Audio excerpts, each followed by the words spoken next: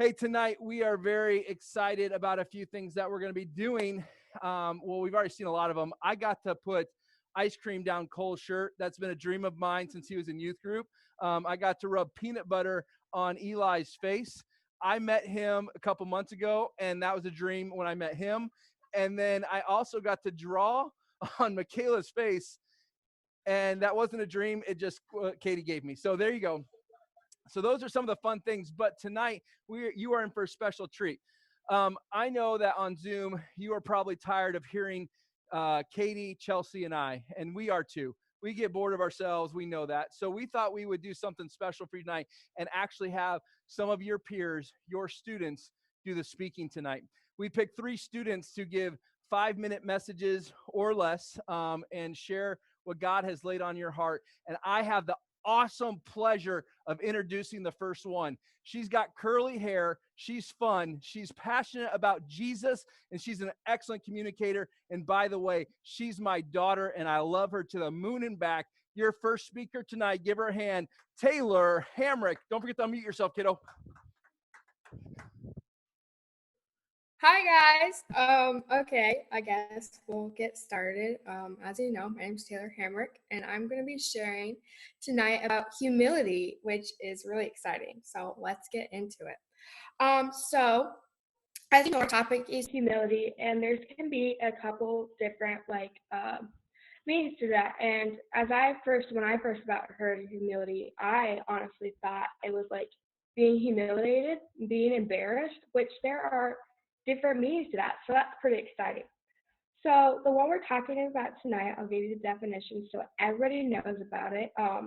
The definition of that is the quality or condition of being humble, the modest opinion or estimate of one's own importance, rank, etc. So knowing that, we're going to go right into our verse, which is Philippians 3. So it says, do nothing out of selfish ambition or vain conceit. Rather, in humility, value others above yourself. So as I was reading that verse, I was kind of confused on what vain conceit means because that's kind of just an unknown topic that I didn't know about. So it says that empty glory or conceit means the chase of one's personal glory. So excessive pride in oneself. And we know that we're not supposed to put pride in ourselves. We're supposed to give the glory to God. We're not supposed to glorify ourselves. We're supposed to do that and give the glory to God. So we know that we should not have vain conceit. So as we look at that, we'll go to Philippians 2:4, which says, not looking into one's own interests, but the interest of others. So that's kind of saying that we're not supposed to be looking at ourselves all the time. We're supposed to be putting ourselves in other people's shoes and have humility and being humble. So humility is a characteristic of leadership. It is um, a great leader. No offense to Pastor Dan and Pastor Chelsea, but was Jesus in his everyday life. He showed us this, putting his interest and being humble and not worrying about himself, but wanting to worry about other people. And as leaders and Christians, we are supposed to be humble and show humility to not put ourselves in, but to put ourselves in others' shoes and not be prideful and listen to what others have to say instead of looking at ourselves all the time. But as I say that, I just want everybody to know that it's okay to be worrying about ourselves too. So like this quote, in my opinion, puts it in very well words. It says, humility is not thinking less of yourself, it's thinking of yourself less. So that's saying we're not supposed to put ourselves down or thinking that, oh, we're not good enough, we're horrible people, we don't know, our opinions don't matter. We're supposed to just thinking of ourselves less. So instead of like in a small group saying, oh, my week was horrible, like I hated it, everything's going wrong, and letting nobody else talk, we're supposed to ask people and be humble and not think of ourselves all the time.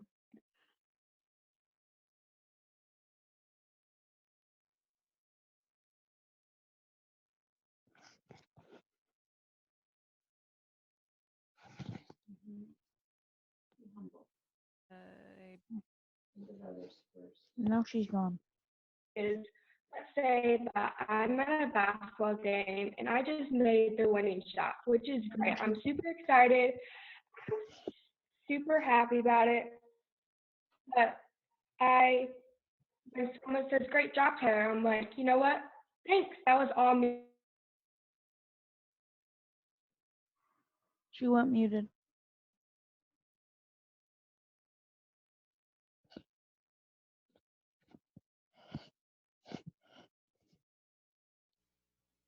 Together, that was an amazing team effort, which is just what we're supposed to do. We're not supposed to be prideful. And it kind of in verse Philippians 2:5 kind of says that we're supposed to have the mindset of Christ too.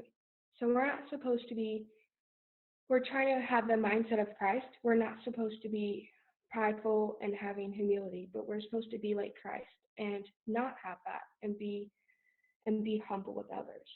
But as I say that, what we'll talk about last is how can we do that on Wednesday nights or at school when we get back or at home?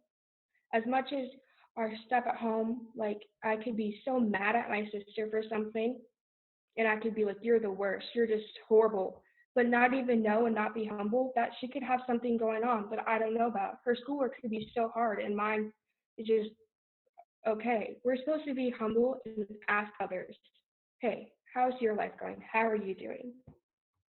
So that's kind of what I have to say about humility. Taylor. Taylor, you did such a good job. We are so proud of you. And that was such a great word about humility and how we can put it into practice right now. So, what we're going to do is we're going to have you guys go to your small group time now to keep talking about humility and what Taylor started us off with. So, we'll see you guys back in about 5 minutes. Have some great conversations.